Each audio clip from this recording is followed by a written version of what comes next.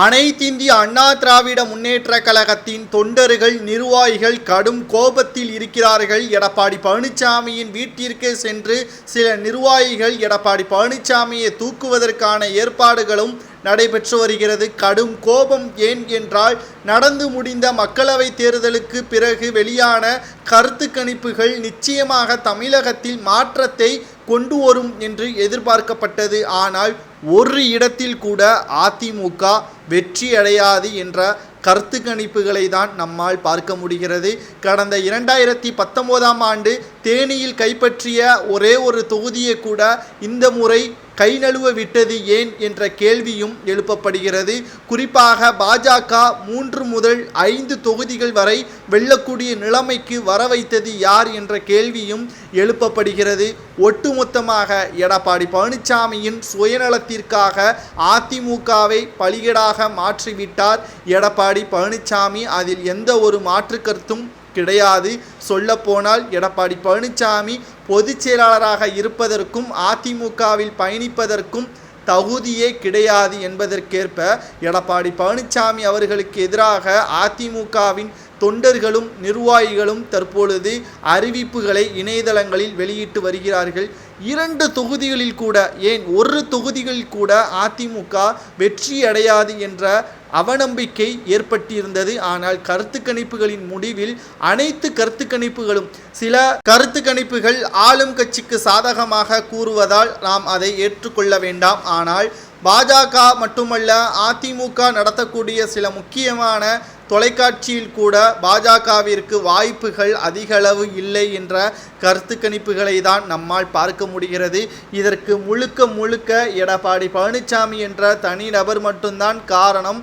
June 4ஆம் தேதி மாலை அதிமுக சுக்குநூறாக உடைவது யாராலும் மாற்ற முடியாது. தற்பொழுது எடப்பாடி பழனிசாமியின் சொந்த ஊரான சேலத்திற்கு அதிமுகவின் நிர்வாகிகள் படையெடுத்து சென்று விட்டார்கள். நிச்சயம் இனி அதிமுகவில் எடப்பாடி பழனிசாமி பயணங்கள் தொடர்வது சந்தேகம்தான். ஏனென்றால் சசிகலா அவர்களும் சரி, ஓபிஎஸும் சரி, நம்பிக்கையின் அடிப்படையில் எடப்பாடி பழனிசாமியிடம் பதவியே கொடுத்தார். சிறைக்கும் சென்று விட்டார் சசிகலா அவர்கள்.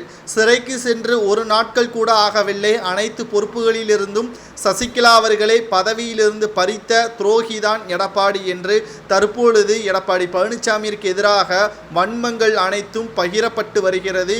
ஒரு தலைவன் உருவாக வேண்டும் என்றால் தொண்டர்கள் நிர்ணயம் செய்ய வேண்டும், தொண்டர்கள் தேர்வு செய்ய வேண்டும். ஆனால் காலில் விழுந்து தலைவனாக ஏற்றுக்கொண்டதை கூட அதிமுகவின் தொண்டர்கள் நம்பிவிட்டார்கள், மதித்து விட்டார்கள். அதற்கேற்ப அவரது செயல்பாடுகள் இருந்ததா?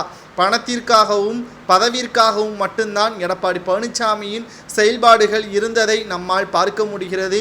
இனியும் இதுபோன்ற செயல் நிச்சயமாக அதிமுகவில் இருக்கக்கூடாது. எடப்பாடி பழனிசாமி அதிமுகவில் தொடரக்கூடாது என்பதற்கேற்ப செயல்பாடுகளும் தற்பொழுது அதிகாரங்களும் ஜூன் 4ஆம் தேதி மாலை செங்கோட்டையன் அவர்கள் முடிவெடுப்பார் என்ற தகவல்களும் தற்பொழுது கிடைக்கப்பெற்று இருக்கிறது.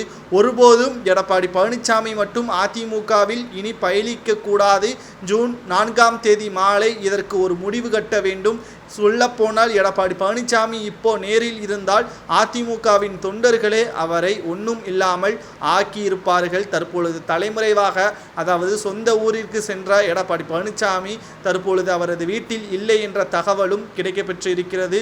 மருத்துவ பரிசோதனைக்காக கேரளாவிற்கு சென்றிருக்கலாம் என்ற செய்தியும் தற்பொழுது கிடைக்கப்பெற்று இருக்கிறது.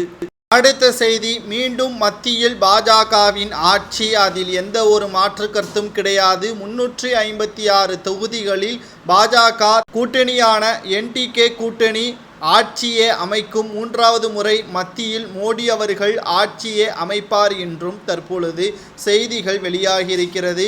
மிகப்பெரிய ஒரு தோல்வியில் இந்தியா கூட்டணி அமையும் என்றும், வரலாறு காணாத வகையில் மீண்டும் இந்தியா கூட்டணி தோல்வியுற்று இந்தியா கூட்டணிக்கு மிகப்பெரிய ஒரு அவமானமாக இந்த மக்களவை தேர்தலை ஏற்படுத்தும் என்று தேர்தலுக்கு முன்பாக பாஜக அறிவித்தது. அதன் அடிப்படையிலேயே தற்பொழுது தேர்தலுக்கு பிந்தைய கருத்து கணிப்புகளும் வெளியிடப்பட்டு வருகிறது.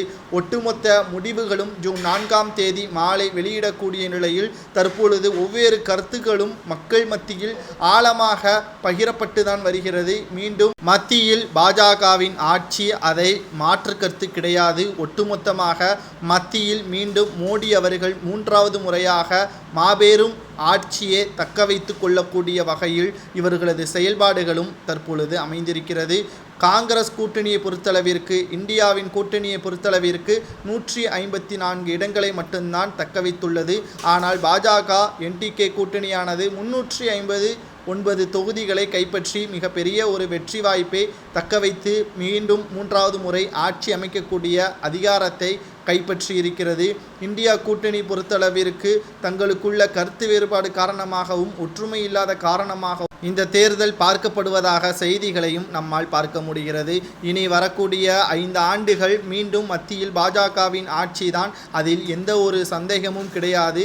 கண்ணீர் விட்டு கதறி அழுதாலும் ஸ்டாலின் அவர்களது கைது நடவடிக்கை மாற்றப்போவது கிடையாது.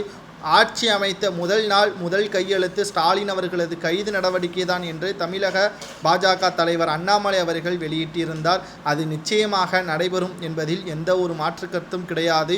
பொறுத்திருந்து பார்க்கலாம். தமிழக பாஜக தலைவர் அண்ணாமலை அவர்கள் கூறுவது போல் மீண்டும் மத்தியில் பாஜகவின் ஆட்சி அமைந்தவுடன் மறுநாளே ஸ்டாலின் அவர்களது கைது நடவடிக்கை மேற்கொள்ளப்படுகிறதா, இதனால் ஒட்டுமொத்த திமுகவின் அமைச்சர்களும் சிக்கப் போகிறார்களா என்பதை நாம் பார்க்கத்தான் போகிறோம். ஒட்டுமொத்த திமுகவிற்கும் அழிவு காலம் நெருங்கிவிட்டது. ஜூன் 4ஆம் தேதி மாலை அதிகாரப்பூர்வமான அறிவிப்பு பாஜக வெற்றி என்பதை இவர்களது கண்கள் முன்னாலே தெரிவிக்கப்படும் என்று அண்ணாமலை அவர்கள் கூறியுள்ளார். மேலும் ஒவ்வொரு திமுகவின் அமைச்சர்களும் நிச்சயமாக அவர்களது மீது சுமர்த்தப்பட்ட வழக்குகளுக்கு தண்டனை அனுபவிப்பார். தற்பொழுது செந்தில் பாலாஜி அவர்கள் சிறையில் இருப்பது போல் ஒவ்வொரு திமுகவின் அமைச்சர்களும் சிறைக்கு அனுப்பப்படுவார்கள் என்று அண்ணாமலை அவர்கள் தெள்ள தெளிவாக கூறியிருக்கிறார். இனியும் ஒருபோதும் காலதாமதம் செய்ய தேவையில்லை.